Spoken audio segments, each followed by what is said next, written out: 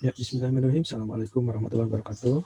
Kita pada pertemuan hari ini adalah membahas bab yang berikutnya setelah Anda dibekali tentang kinematika dan dinamika partikel.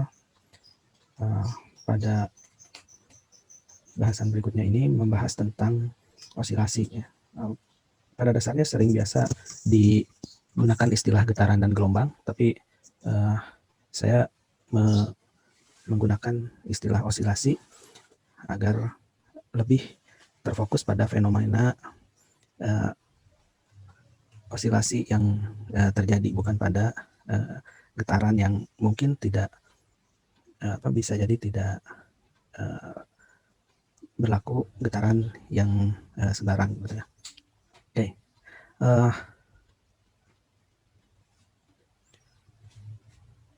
Ya, kita akan membahas beberapa hal. Ada pendahuluan nanti tentang osilasi itu sendiri, lalu frekuensi osilasi, lalu ada membahas tentang osilasi pegas, lalu energi osilasi, resonansi, dan redaman atau osilasi teredam. Ya, kita ada di prodi sistem telekomunikasi yang sudah barang tentu sehari-hari kita akan banyak fokus pada berbagai fenomena ataupun perangkat yang menggunakan prinsip fisis osilasi atau getaran gelombang ini, ya, mulai dari handphone, tablet, laptop yang terhubung ke jaringan wifi misalnya ya oleh access point, ataupun juga perangkat-perangkat yang terhubung ke dalam BTS ya, untuk perangkat mobile phone gitu ya. Nah, semuanya ini adalah berangkat dari prinsip utama dari fenomena fisis osilasi. Osilasi atau getaran adalah gerak bolak-balik di sekitar posisi setimbang. Pada posisi setimbang, gaya neto yang bekerja pada sistem itu akan maksudnya bahwa yang bekerja pada sistem adalah hanya oleh gaya neto. Gerak osilasi ini adalah gerak menuju ke titik seimbang. Yang paling sederhana, yang paling kita bisa perhatikan adalah gerak bandul misalnya. Ya. Tapi walaupun gerak osilasi ini adalah gerak menuju ke titik kesetimbangan, saat mencapai posisi setimbang, sistem masih memiliki kelebihan energi sehingga melampaui posisi setimbang, dan juga kemudian dia akan kembali berbalik arah menuju ke titik setimbang, dan begitu seterusnya ya. Nah, banyak tentu saja peristiwa osilasi yang lainnya selain dalam teknologi informasi juga bisa kita amati di kehidupan sehari-hari. Ada alat musik misalnya getaran dawei, seruling misalnya ya, menghasilkan bunyi, lalu daun pohon gitu ya yang ditiup angin, itu juga sebetulnya adalah prinsipnya merupakan prinsip osilasi. Lalu apa manfaat osilasi? Ya,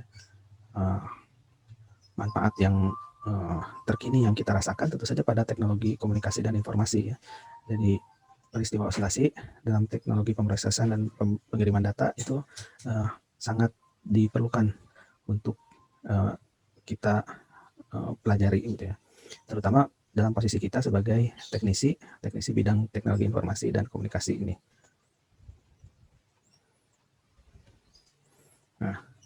Nah, kita fokus ke bahasan berikutnya adalah bahasan yang pertama, frekuensi osilasi. Osilasi itu prinsipnya adalah gerak bolak-balik ya sekitar posisi setimbang seperti tadi disampaikan. Nah, untuk dapat terwujud, maka saat benda menyimpang dari posisi setimbang harus ada gaya yang menarik kembali ke arah posisi setimbang. Ini berarti bahwa pada peristiwa osilasi arah gaya selalu berlawanan dengan arah simpangan. Nah, sehingga secara sederhana hubungan antara gaya dengan posisi setimbangnya itu dihubungkan dengan persamaan F sama dengan min C Y ya. Atau dalam pernyataan vektornya ini bisa kita nyatakan bahwa F sama dengan min K R dengan asumsi bahwa R ini adalah vektor simpangan benda relatif terhadap posisi setimbang, atau Y tadi adalah simpangan benda dari posisi setimbang seperti yang digambarkan di sini. kemudian F adalah gaya yang menarik kembali ke posisi setimbang, dan C dan K ini adalah sebuah konstanta. Gitu ya. Ada beberapa hal yang menjadi highlight kita. Yang pertama bahwa tandanya yang digunakan adalah negatif. Nah, ini artinya bahwa dia berlawanan arah dengan arah gerak menuju ke titik setimbangnya. Nah, lalu juga pada benda yang misalnya bermassa M, berlaku juga hukum 2 Newton, di mana percepatan yang akan terjadi akan sama dengan min C per M kali Y. Gitu ya.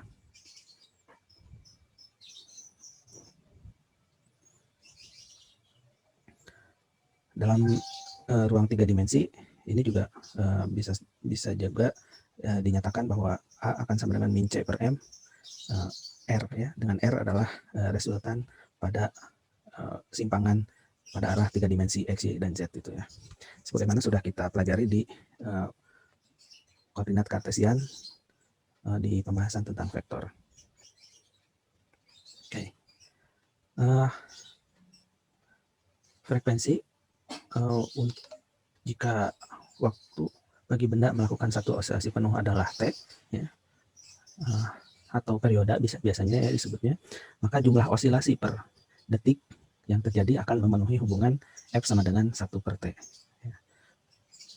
Jumlah osilasi per satuan waktu itu dinamakan dengan frekuensi, dan satuan frekuensi itu adalah 1 per second, atau satuannya dinyatakan dengan hertz, ya. Itu untuk menghargai ataupun mengenang penemu atau peneliti awal yang membahas tentang frekuensi ini, yaitu Henry Hertz.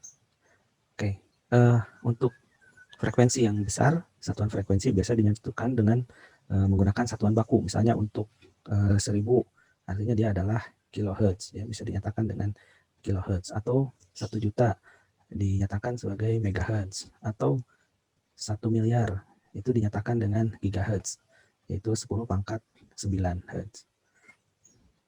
Ini contoh misalnya yang akrab dengan kita dalam menyatakan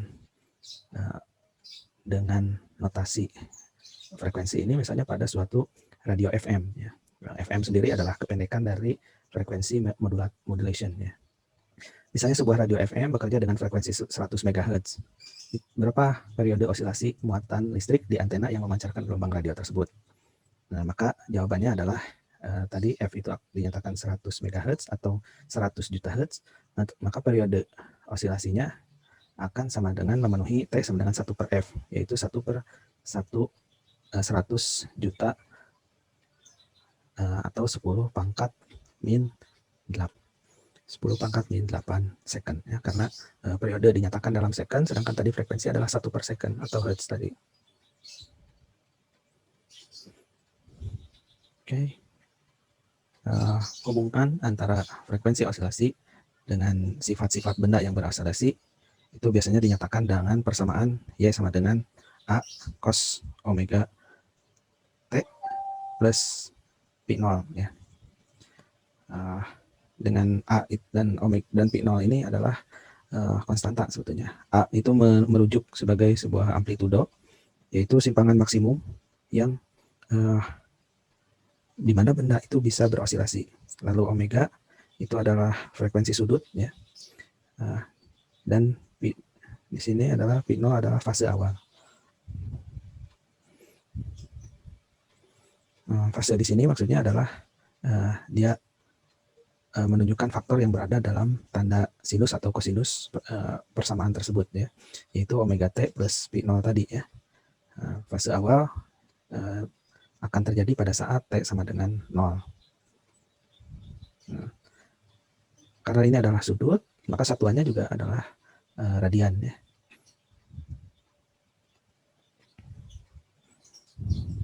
Nah, dari asumsi simpangan pada persamaan yang ada ini, maka bisa kita dapatkan kecepatan osilasi benda, ya, dan juga percepatan osilasi benda tersebut, yaitu turunan pertamanya adalah kecepatan dan turunan keduanya adalah percepatan. Nah, kita akan peroleh V sama dengan DDT dari Y tadi. Hasilnya akan sama dengan min omega A sin omega T plus pi nol. Dan percepatannya adalah DDT dari V atau D2 dt kuadrat dari Y ya. Atau diturunkan dari V tadi, dia akan besarnya sama dengan min omega kuadrat A cos omega T plus pi nol. Nah, jika kita substitusikan persamaan-persamaan tadi, kita akan memperoleh berapa frekuensi sudut dan frekuensi dari osilasi yang terjadi. Dengan cara substitusi. Ini persamaannya akan memenuhi min omega kuadrat A cos omega T plus pi nol sama dengan min akar C per M kali A cos omega T plus pi nol. Nah, di sini sehingga bisa kita ketahui bahwa frekuensi sudutnya atau omega akan sama dengan akar C per M.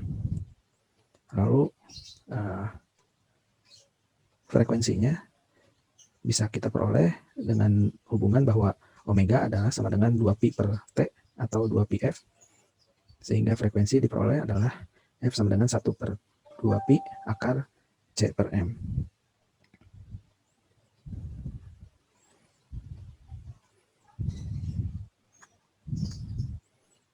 Nah, selanjutnya kita akan membahas tentang osilasi pegas. Saya akan dibantu dengan simulasi seperti ini ya. Bagaimana pegas bisa berosilasi ya. Ini adalah simulasi biasa ya yang menunjukkan bagaimana terjadinya osilasi. Ini kita sebagai bantuan untuk menunjukkan berapa simpangan nanti yang terjadi. Lalu ini bisa kita pakai untuk menunjukkan di mana titik awal terjadinya osilasi. Ini adalah bebannya. Misalnya kita gantungkan satu beban di sini, maka di sini akan terjadi osilasi. Nah, di animasi ini kita bisa menunjukkan dengan bantuan stopwatch. Ini sebetulnya di pembahasan tentang pengolahan data sebelumnya kita sudah pernah lihat, tapi tidak membahasnya lebih panjang ya. Misalnya pada beban kita berikan suatu gaya tarikan ya, sehingga pegas menjadi memiliki energi potensial gravitasi dan energi potensial elastisitas dari yang dimiliki oleh pegas tersebut. Besaran-besarannya nanti kita akan bahas lebih lanjut secara matematis, tapi kita lihat fenomenanya dulu.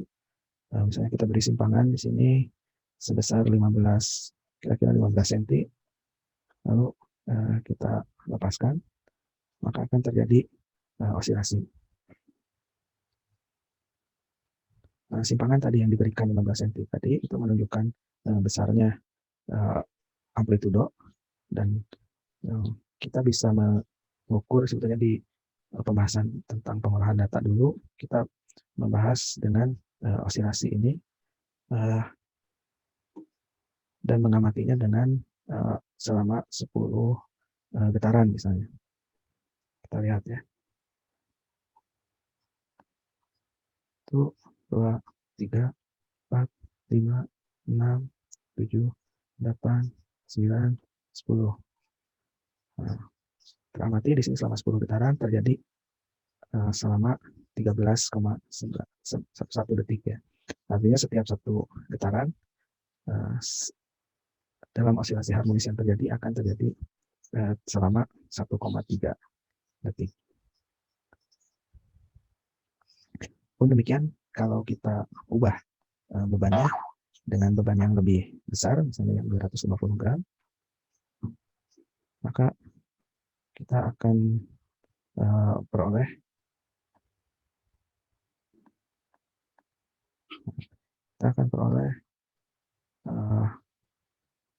fenomena osilasi yang berbeda ya.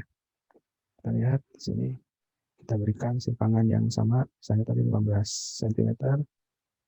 Nah, kalau kita hitung berapa osilasi yang periodenya ya, Kita bisa perhatikan itu 2, 3, 4, 5, 6, 7, 8, 9, 10. Nah, oscilasi yang terjadi adalah terjadi selama 9,97 detik.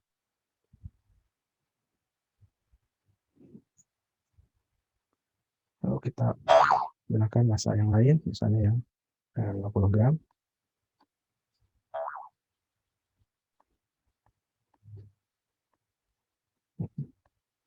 Kita berikan simpangan yang sama, misalnya 15 cm seperti tadi.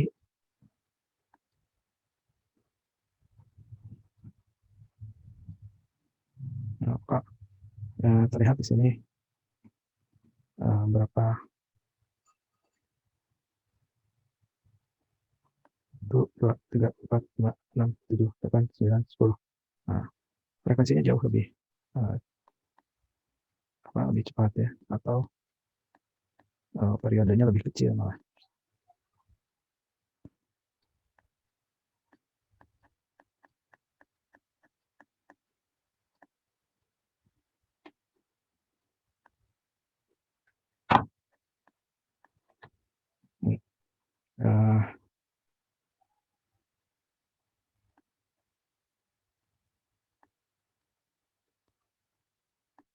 Nah, tadi dengan beban 100 gram dan simpangan 15 cm, kita perhatikan lagi.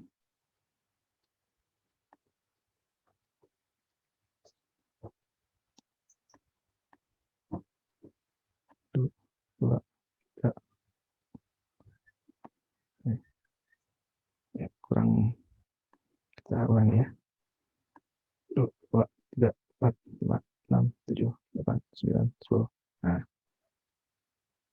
maka di sini kita peroleh periode yang kita dapatkan adalah 6,74. Jadi semakin besar massa bebannya,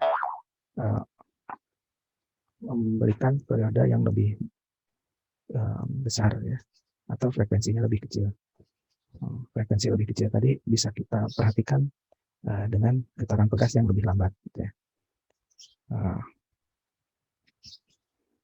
Contoh oscilasi yang harmonis seolah tidak ada friction di situ.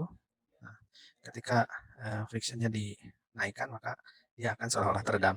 Nah, itu juga bagian dari pembahasan kita saat ini mengenai oscilasi pegas, lalu resonansi, dan juga redaman pada gelombang ya. Oke, kita akan lihat dulu fenomena matematisnya, bagaimana di dalam oscilasi pegas yang terjadi tersebut ya. Oke, pada oscilasi pegas, sebuah massa beban M dengan pegas itu kita asumsikan dia tidak memiliki massa, artinya massanya diabaikan. Maka ketika beban ditarik sejauh dengan simpangan Y tertentu ini, maka gaya pegas yang menarik benda tersebut adalah F sama dengan min KY. Dengan Y ini adalah simpangannya, K ini adalah konstanta pegas. Ini yang kemudian dinamakan ungkapannya sebagai hukum Hooke ya. Analog dengan apa yang terjadi dalam hukum Hooke ini kemudian kita nyatakan dengan hukum 2 Newton, sehingga min KY tadi atau F pegas ini akan sama dengan M kali A, atau dengan kata lain bahwa percepatan pegas tersebut akan sama dengan min K per M kali Y ya. Sehingga jika kita turunkan, kita akan memperoleh frekuensi oscilasi pegas tersebut, dia akan sama dengan F sama dengan 1/2 pi akar K per M. Dilihat di sini bahwa ada 3 kondisi. Posisi setimbang itu adalah posisi ketika dia pegas ini diam, lalu ketika benda diberikan simpangan dia akan beroscilasi mendekati menuju ke arah setimbang gitu ya. Oke. Energi oscilasinya dia akan sama dengan pada saat beroscilasi, energi kinetiknya sama dengan setengah mv kuadrat dengan energi potensial yang selalu berubah bergantung pada posisi benda. Dan energi totalnya akan sama dengan setengah mv kuadrat plus energi potensial. Nah, pada saat benda memiliki laju maksimum atau Vm, maka energi potensial dia akan sama dengan 0. Demikian juga sehingga energi mekaniknya akan sama dengan setengah M Vm kuadrat plus Vm plus 0 ya, atau energi mekanik sama dengan setengah M Vm kuadrat. Dengan demikian persamaan energi yang sedang beroscilasi pada sebarang laju dan posisi dia akan sama dengan setengah M Vm kuadrat sama dengan setengah M V kuadrat plus Ep. Nah, pada posisi maksimum laju berada pada sama dengan 0 dan energi potensial akan memenuhi Epm sama dengan setengah MVm kuadrat. Okay. Selain fenomena pegas, juga ini analog dengan bandul sederhana ya. Sedang adapun bandul sederhana itu dia berosilasi di bawah pengaruh gaya gravitasi ya, sehingga energi potensialnya akan sama dengan mgy atau mgh ya. Dengan m adalah massa beban, g adalah percepatan gravitasi, dan y adalah ketinggian beban. Nah, saat di ketinggian maksimum, V sama dengan 0, Y sama dengan Y maksimum, sehingga Vm kuadrat sama dengan V kuadrat plus 2GYM. Ya, ini kita sudah lihat di dinamika gerak sebelumnya ya, dibahas di dinamika gerak. Nah, lalu energi potensial pada pegas itu sendiri, Ep itu akan sama dengan setengah KY kuadrat. Ya. Dengan demikian, persamaan energi mekanik benda yang berosilasi akan sama dengan setengah mvm kuadrat sama dengan setengah mv kuadrat plus setengah ky kuadrat, atau vm kuadrat akan sama dengan v kuadrat plus k per m y kuadrat. Nah, atau kita bisa menuliskannya bahwa vm kuadrat akan sama dengan v kuadrat plus 4v kuadrat f kuadrat y kuadrat. Nah, benda memiliki simpangan maksimum y sama dengan a saat laju benda sama dengan 0. Dengan demikian Vm kuadrat sama dengan 0 plus 4pi F kuadrat A kuadrat, atau Vm sama dengan 2pi Fa. Nah, tadi kita sudah singgung sedikit tentang osilasi yang teredam ya. Gejala yang paling populer dari osilasi teredam ini itu kita dapati pada shock breaker ya di kendaraan kita. Jadi gelombang yang semula berupa gelombang tidak teredam seperti ini, gelombang harmonis, maka dengan adanya peredam dia akan berhenti pada satu keadaan gitu ya.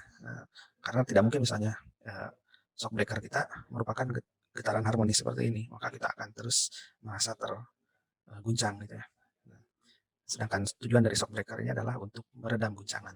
Nah, ini juga analog dengan jaringan pada jaringan telekomunikasi ya, baik yang berbasis elektronik, berbasis optik, ataupun radio atau wireless ya. Masing-masing konektor yang terjadi di setiap titik terminasi ini maka akan mengakibatkan adanya redaman ya. Baik itu yang berbasis elektronik seperti ini ya, berupa kabel-kabel tembaga berbasis optik dengan kabel optik, atau berbasis wireless begini. Ilustrasi lain dari proses redaman itu juga bisa kita lihat seperti ini. Misalnya ada sebuah gelombang dengan amplitudo misalnya 50, frekuensinya 55, kita bisa kurangi atau tambah frekuensinya gitu ya. Amplitudonya bisa kita kurangi, tambah ataupun kurangi gitu ya. Nah, situasi ini adalah pada saat redamannya adalah sama dengan 0. Apa yang terjadi ketika redaman itu kita naikkan?